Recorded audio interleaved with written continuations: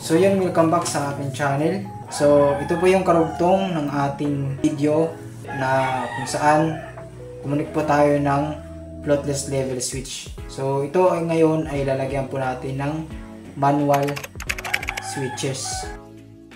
So drawing po tayo dito. Connect po natin ito dito. Yan, kukuha po tayo ng source dito. At dito po tayo ito yung stop natin. Yan. Tapos mag-connect po tayo dito. Yan, dito.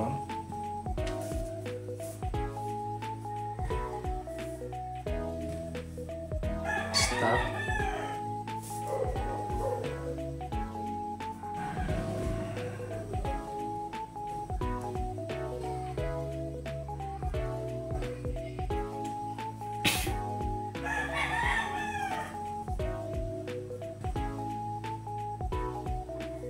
Start.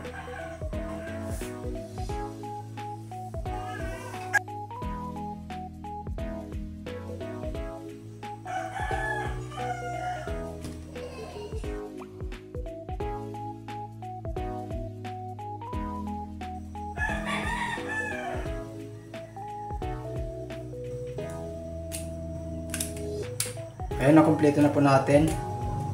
Meron pa pala. Lagyan natin to ng holding contact.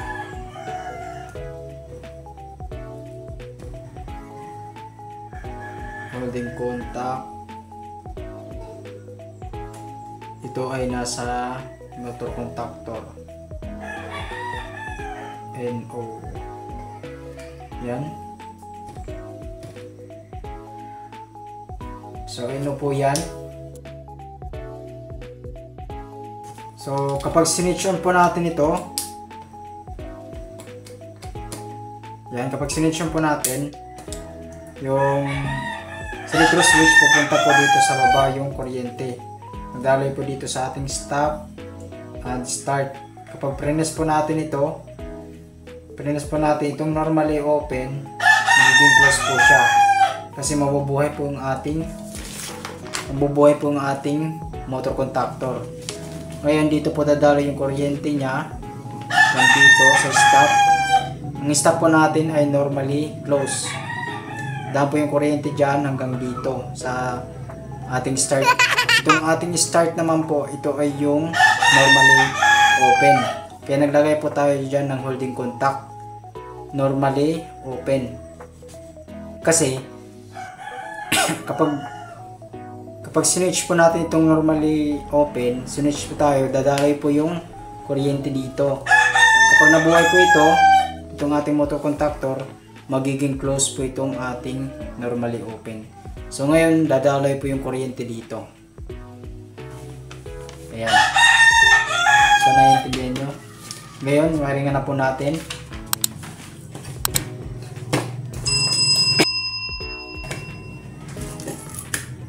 Ito po yung ating mga switches, push button. Ito po yung stop. Ito po yung start. So makikita nyo sa diagram, normally close po siya. At dito, normally open. So ayan, hindi na po siya nakikita. Ito normally open po siya. Tulad po dito, ito ay naka-normally close. Ito rin po ay naka-normally open. So yan, connectan po natin yan. Kuha po tayo ng wire. Ano po tayo dito sa ating switch.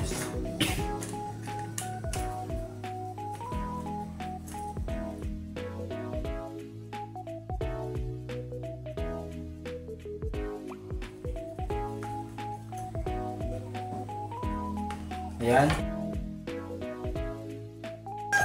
Mula dito, mula sa switch, ito na yung wire na to, pumunta ng number 2. Ngayon, pumunta siya ng number 2. Ayan. Ito po yung number 2 natin sa ating selector switch. Ayan. So bali dito sa number 3, connect po din po tayo dito sa number 1. Mag-jumper lang po tayo. Hanap tayo ng wire, ito. So bali dito sa ating number 3, connect po tayo dito sa number 1. Jump po tayo dyan.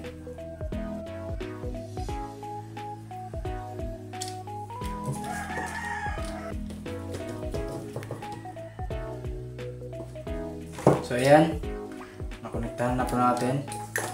At ngayon mula dito hanggang dito, kumunik naman po siya doon sa start. So dito sa terminal na to,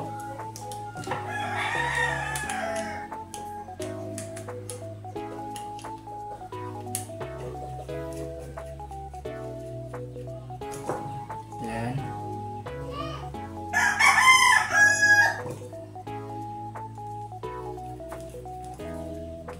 Mula sa terminal ng ating stop, pumunta ng start. Terminal ng start.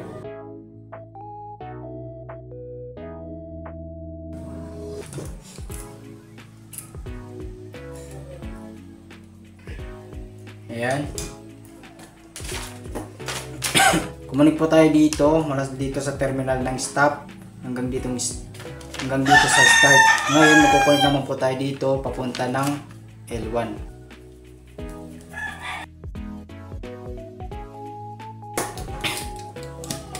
Ngayon nakonektahan na po natin itong terminal na to sa start, pumunta ng A1. So A1 ng motor contactor. So ito po yung motor contactor natin.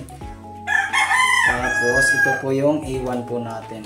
So sana nakikita nyo, ito po yung A1 natin. Ayan, A1.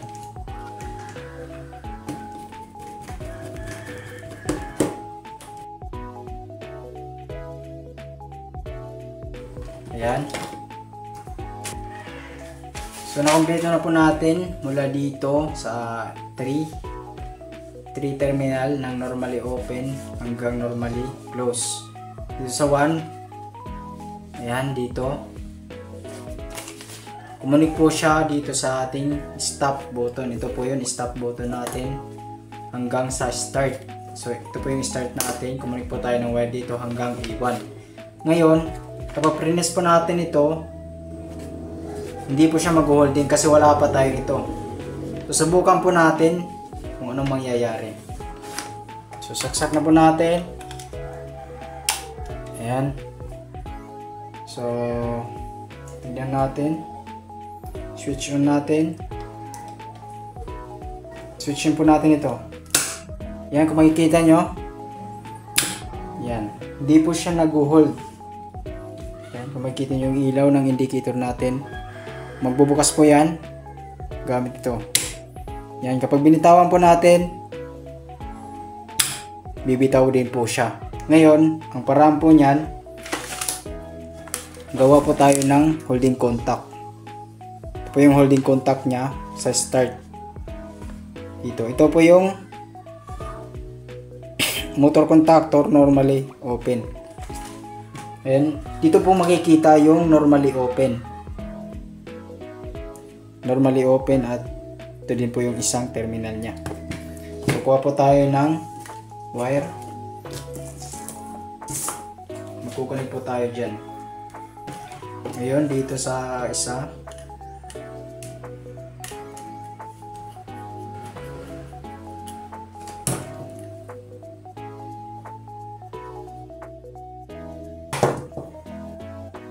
i-connect natin dito sa ating normally open.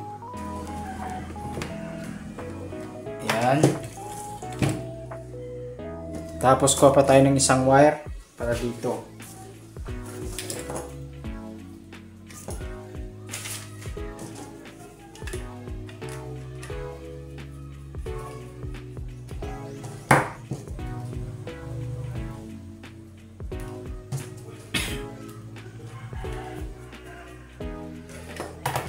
Ayan, kukonek din po natin ito dito sa isang terminal ng normally open. So So ginagamit lang po natin itong ating switches or push button kung sakaling masira po ang ating floatless lever switch.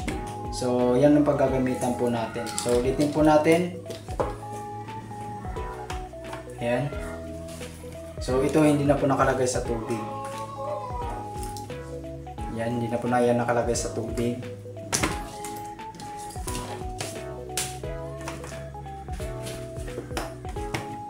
Saksak po natin.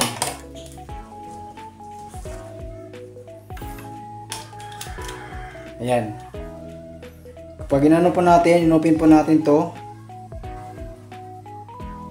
Ayan, kapag inopin po natin to, ayan, mag-holding na siya, hindi na siya bibitaw. Ngayon, paano mo siya papatayin? Gamit itong ating stop. Ayan. So, kung pansin nyo itong ating pilot lamp na indicator na ignition,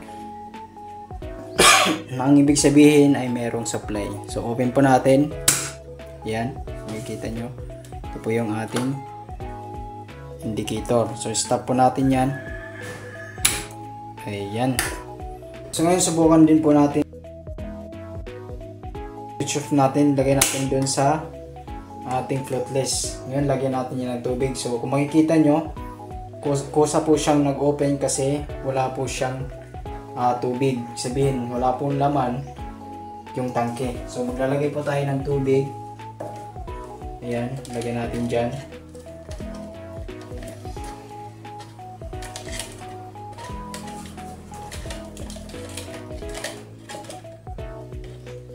Ayan. Lalagay po tayo ng tubig.